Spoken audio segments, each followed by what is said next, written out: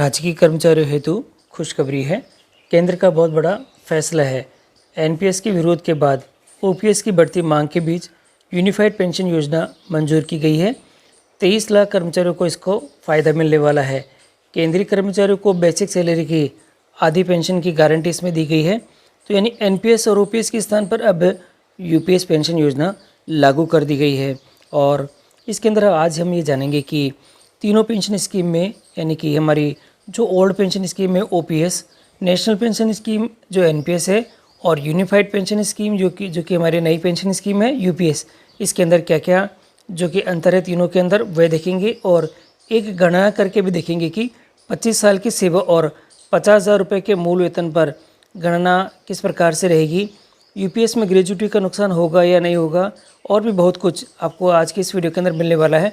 तो आप वीडियो को शुरू से अंत तक जरूर देखें और यदि आप हमारे चैनल पर नए हैं तो चैनल को सब्सक्राइब करके रखें, जिससे कि इस प्रकार के महत्वपूर्ण जो अपडेट आपके लिए आते हैं वह आपको सबसे पहले हमारे चैनल के माध्यम से प्राप्त होते रहे। तो साथ ही शुरू करते हैं आज का वीडियो। जानेंगे कि तीनों पेंशन स्कीम में अंतर क्या है। सबसे पहले हम लेते हैं हमारी जो सबसे फेमस जो पेंशन स्कीम है ओल्ड पेंशन स्कीम। और इस पेंशन स्कीम के अंतर्गत कर्मचारियों को आखिरी मूल वेतन का 50% पेंशन के रूप में मिलता है। कर्मचारियों को कोई योगदान नहीं देना पड़ता है और योजना में केवल सरकारी कर्मचारी शामिल थे। और डीएनएस रिलीफ यानी कि डीआर का प्रावधान था, यानी हर 6 महीने में महंगाई के अनुसार पेंशन भी बढ़ जाती थी। और 20 वर्ष की सेवा पूरी होने पर 50% पूर्ण पेंशन के हकदार होते थे। तो ये है हमारे पास में जो कि ओल्ड पेंशन स्कीम है। अब हम आपको दिखाते हैं आपके पास में जो न्यू पेंशन स्कीम है एनपीएस। और एनपीएस के अंतर्गत जो चीज़ें हैं इसमें दे रखा है, निवेश के आधार पर पेंशन मिलेगी। सरकारी निजी सभी कर्मचारियों के लिए है। सरकारी कर्मचारी 10% योगदान और सरकार 14% योगदान देती थी। चूँकि एनपीएस का बाजार में निवेश होता था इसलिए बाजार के फायदे शामिल थे। रिटायरमेंट के समय कुल जमा का 60% एक मुश्त निकाला जा सकता था। शेष 40% पेंशन के रूप में फिक्स होता था। और अब आती है हमारे पास में जो कि यूनिफाइड पेंशन स्कीम है वह। और इस पेंशन स्कीम के अंदर जो कि आपको चीज़ें दिखाई देगी वो कुछ इस प्रकार से रहेगी कि यूनिफाइड पेंशन स्कीम यानी यूपीएस मूल वेतन की 50% पेंशन मिलेगी। 10 वर्ष से अधिक और 25 वर्ष से कम में रिटायर्ड हुए तो आनुपातिक रूप से लाभ मिलेगा। कर्मचारी का योगदान 10%। देखिए यहाँ एक चीज़ निकल के आई है, कर्मचारी का योगदान 10% और सरकार का 18.5% होगा। एनपीएस की तरह ही बाजार से जुड़ा निवेश नहीं होगा, जबकि ओपीएस की तरह डीआर का प्रावधान रहेगा। एनपीएस वाले कर्मचारी भी इसमें शामिल हो सकेंगे।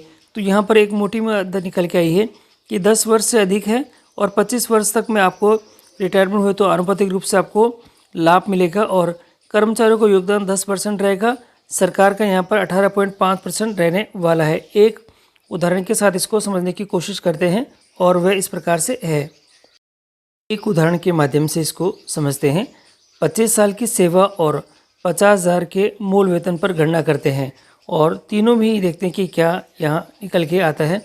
सबसे पहले हम देखते हैं कि ओपीएस के अंदर, तो साथियों यहाँ पर ओपीएस के अंदर ये है पेंशन मूल वेतन का 50% यानी कि 25,000 रुपये प्लस उनको डीए मिलेगा। फैमिली पेंशन मिलेगी मूल वेतन का 30% यानी कि 15,000 रुपये प्लस डीए। और न्यूनतम पेंशन आपको यहाँ पर देखने को मिलेगी जो कि 9,000 रुपये प्लस डीए।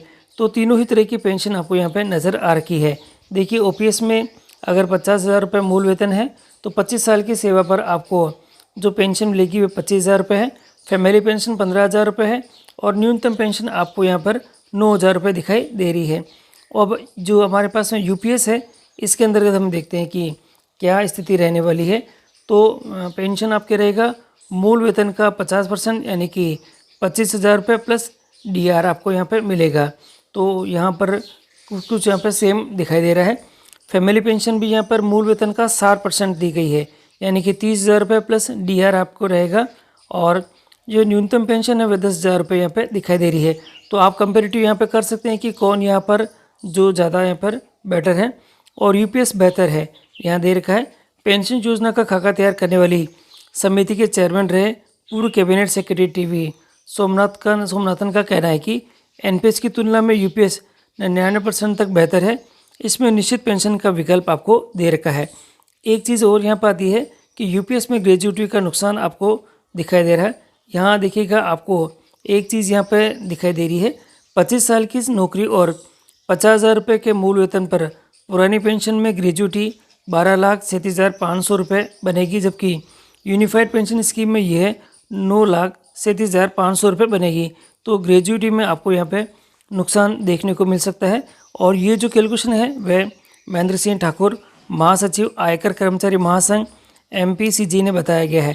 तो ये बहुत बड़ी आप सभी के लिए अपडेट है कि आप एक आसानी से एक कैलकुलेशन के माध्यम से देख सकेंगे कि क्या आपको फ़ायदा हो रहा है और क्या नुकसान हो रहा है। तो यहाँ पर कुछ चीज़ों में जो बेनिफिट सही है, बाकी ग्रेजुएटी में यहाँ पे थोड़ा नुकसान आपको देखने को मिल रहा है। तो साथियों, ये एक छोटा सा आपके लिए अपडेट था, जिसके तहत आप ये समझ पाएंगे कि तीनों पेंशन स्कीम में क्या अंतर है, और एक उदाहरण के माध्यम से इसको अपने यहाँ पे कैलकुलेट करके दिखाया गया है। फॉर्मूला किस प्रकार से काम करेगा, इसके लिए मैं अपने एक वीडियो के अंदर माध्यम से आपको बताऊंगा कि किस प्रकार से ये सारे कार्य करेंगे। तो साथियों, इसके लिए जो भी अपडेट और आएंगे उन सभी के लिए आप चैनल पर बने रहें, जिससे कि आपको सभी अपडेट हमारे चैनल के माध्यम से प्राप्त होते रहें। आज के लिए धन्यवाद।